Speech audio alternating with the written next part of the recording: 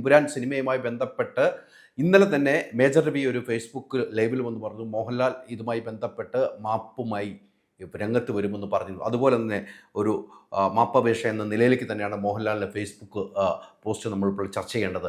എന്തായാലും മോഹൻലാൽ ഇതുമായി ബന്ധപ്പെട്ട് ഫേസ്ബുക്കിൽ കുറിച്ചത് ഇപ്രകാരമാണ്: ലൂസിഫർ ഫ്രാഞ്ചൈസിൻ്റെ രണ്ടാം ഭാഗമായ എമ്പുരാൻ സിനിമയുടെ ആവിഷ്കാരത്തിൽ കടന്നു വന്നിട്ടുള്ള ചില രാഷ്ട്രീയ സാമൂഹിക പ്രമേയങ്ങൾ എന്നെ സ്നേഹിക്കുന്നവരിൽ കുറേ പേർക്ക് വലിയ മനോവിഷമമുണ്ടായതായി ഞാൻ അറിഞ്ഞു. ഒരു കലാകാരൻ എന്ന നിലയിൽ എൻ്റെ ഒരു സിനിമയും ഏതെങ്കിലും രാഷ്ട്രീയ പ്രസ്ഥാനത്തോടോ ആശയത്തോടോ മതവിവാദത്തോടോ വിദ്വേഷം പുലർത്തുന്നില്ല എന്ന് ഉറപ്പുവരുത്തേണ്ടത് എൻ്റെ കടമയാണ്.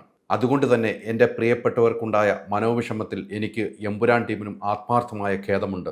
ഒപ്പം അതിൻ്റെ ഉത്തരവാദിത്വം സിനിമയ്ക്ക് പിന്നിൽ പ്രവർത്തിച്ച ഞങ്ങൾ എല്ലാവരുടേതുമാണെന്ന് തിരിച്ചറിവോടെ അത്തരം വിഷയങ്ങളെ നിർബന്ധമായും സിനിമയിൽ നിന്നും നീക്കം ചെയ്യാൻ ഞങ്ങൾ ഒരുമിച്ച് തീരുമാനിച്ചു കഴിഞ്ഞു. കഴിഞ്ഞ 4 പതിറ്റാണ്ട് നിങ്ങളൊരാളായി ഞാൻ എൻ്റെ സിനിമാ ജീവിതം ജീവിച്ചത്. നിങ്ങളുടെ സ്നേഹവും വിശ്വാസവും മാത്രമാണ് എൻ്റെ ശക്തി. അതിൽ കവിഞ്ഞൊരു മോഹൻലാൽ ഇല്ല എന്ന് ഞാൻ വിശ്വസിക്കുന്നു. സ്നേഹപൂർവ്വം മോഹൻലാൽ. ഇതാണ് മോഹൻലാൽ കുറിച്ചിരിക്കുന്നത്.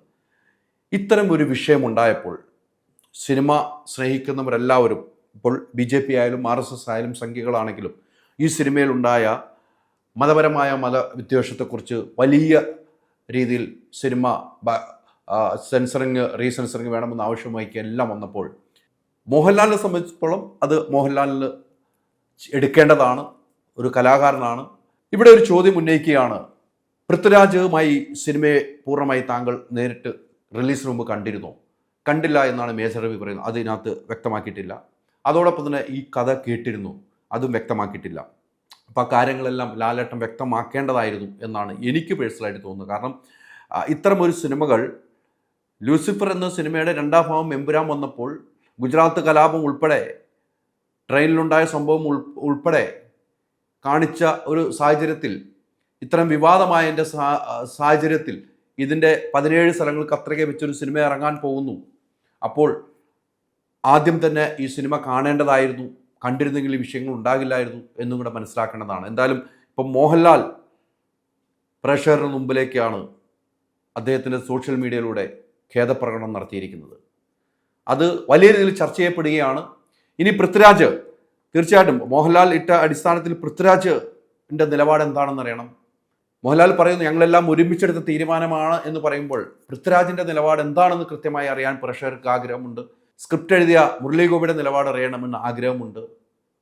നിർമ്മാതാക്കളുടെ നിലപാട് അറിയേണ്ട ആഗ്രഹമുണ്ട്. എങ്കിൽ മോഹൻലാൽ ഇവർക്കെല്ലാം വേണ്ടിയാണ് പറഞ്ഞതെന്നാണ് മോഹൻലാൽ ഇതിനകത്ത് പറഞ്ഞു വെക്കുന്നതെങ്കിലും പൃഥ്വിരാജ് എന്ന ഒരു സംവിധായകൻ മലയാളികൾക്ക് സംഭാവന ചെയ്ത സിനിമയിൽ അദ്ദേഹത്തിൻ്റെ രാഷ്ട്രീയം കൊണ്ടുവന്ന് അടിച്ചേൽപ്പിക്കുകയാണോ എന്നൊരു ചോദ്യം ഇതിൽ ഉയരുന്നുണ്ട്. ഈ ഒരു മോഹൻലാലിൻ്റെ ഫേസ്ബുക്ക് പേജും കൂടെ വന്നതിന് ശേഷം സോഷ്യൽ മീഡിയയിൽ ഈ ഒരു ഖേദപ്രകടനം വന്നപ്പോൾ പൃഥ്വിരാജ് അടിച്ചേൽപ്പിക്കാനുള്ള ശ്രമമായിരുന്നു നടന്നത് എന്ന കാര്യവും ചോദ്യചിഹ്നമായി വരുന്നു. എന്തായാലും എമ്പുരാൻ സിനിമയിൽ ഇത്രയും ദിവസങ്ങളുണ്ടായ വിവാദം ഇതോടുകൂടി അവസാനിക്കുകയാണ് എന്ന് വേണം നമുക്ക് മനസ്സിലാക്കാൻ കഴിയുന്നത്. ഇനി കത്രിക വെച്ച ഭാഗം കാണാൻ ആരൊക്കെ തിയേറ്ററിൽ പോകുമെന്ന് നമുക്ക് കാത്തിരുന്ന് കാണാം. എന്തായാലും സിനിമ കാണാൻ ആളുകൾ ഇപ്പോഴും തിയേറ്ററിൽ വരുന്നുണ്ട്. എന്തായാലും ഇത്തരം ഒരു ഖേദപ്രകടനം ഇന്നലെ തന്നെ ഫേസ്ബുക്കിലൂടെ മേജർ രവി പറഞ്ഞിരുന്നു. അദ്ദേഹം ഒരു മാപ്പപേക്ഷ നൽകുമെന്ന് പറഞ്ഞിരുന്നു. അത് കൃത്യമായി അപ്പോൾ മേജർ രവി മോഹൻലാലുമായിട്ട് സംസാരം അത്രമാത്രം അടുപ്പമുള്ളവരാണ്. അതുകൊണ്ട് തന്നെയാണ് മേജർ രവി ആ കാര്യം പറഞ്ഞത്. അതിപ്പോൾ ഫലമായിരിക്കുന്നു. 19 മിനിറ്റ് മുമ്പ്, ഞാൻ വീഡിയോ ചെയ്യുമ്പോൾ 19 മിനിറ്റ് മുമ്പ് അദ്ദേഹം ഫേസ്ബുക്കിലൂടെ ഖേദപ്രകടനം നടത്തിയിരിക്കുന്നു. അൾട്രാ മോഡേൺ കിച്ചൺ ഡിവൈസസ്, ഒരു കിച്ചണിൽ വേണ്ട എല്ലാ ലേറ്റസ്റ്റ് ബ്രാൻഡുകളും ഇവിടെയുണ്ട്. ലോകോത്തര ബ്രാൻഡുകൾ, original products, wide range. MyG future. WhatsApp വഴി ഇംഗ്ലീഷ് പഠിക്കാൻ ഇംഗ്ലീഷ് കഫേ ഉള്ളപ്പോൾ ഇംഗ്ലീഷ് ഒരു വിഷയമേ അല്ല. English cafe, we present you the perfect English. WhatsApp now 9633 888 575.